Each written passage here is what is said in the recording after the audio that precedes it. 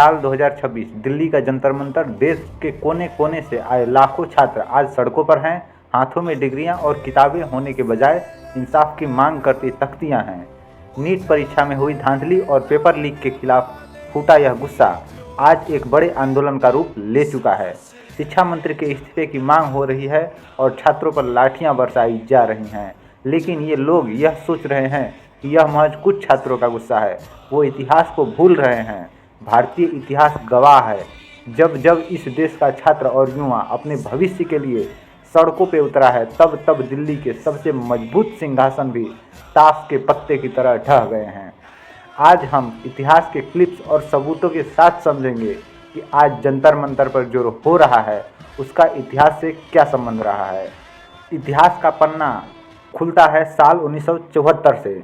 शुरुआत बिहार से हुई थी, जहां यूनिवर्सिटी के छात्र ने भ्रष्टाचार, बढ़ती महंगाई और बेरोजगारी के खिलाफ एक शांतिपूर्ण आंदोलन शुरू किया।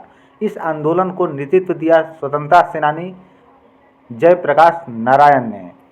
तब की सरकार ने भी आज ही की तरह छात्रों की आवाज़ को लाठियों और जेल की दीवारों के पीछे दबाने की कोशिश की थी।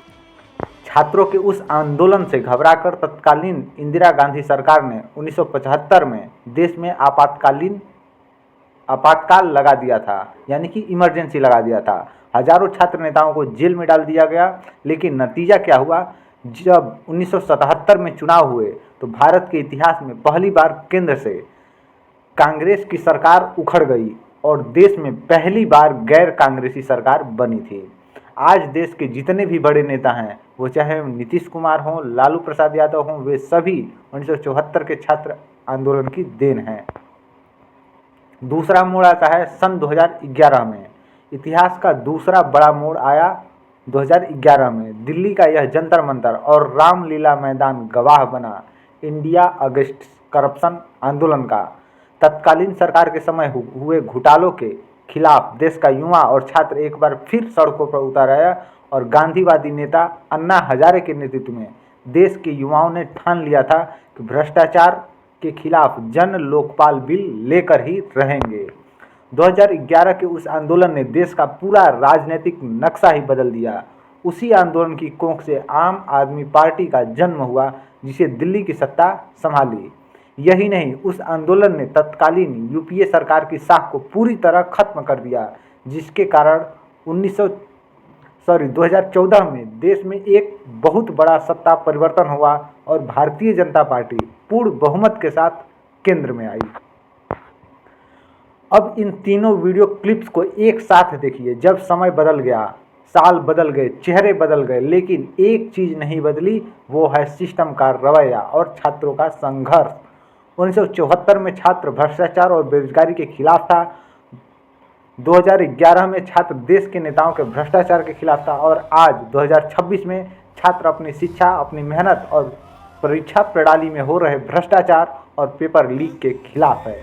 जब एक मध्यम वर्गीय या गरीब परिवार का बच्चा सालों तक दिन रात करके पढ़ाई करता है और अंत में उसे पता चलता है कि उसकी सीट को पैसों के दम पर पेपर लीक माफियाओं ने अमीरों को बेच दिया है, तब यह सिर्फ एक परीक्षा का लीक होना नहीं, यह उस युवा के भरोसे का लीक होना है।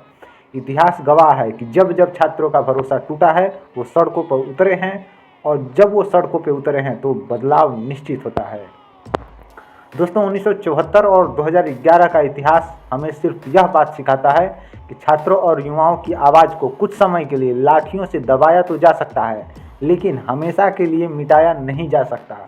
आज जंतर मंतर पर जो छात्र बैठे हैं वो देश का भविष्य हैं।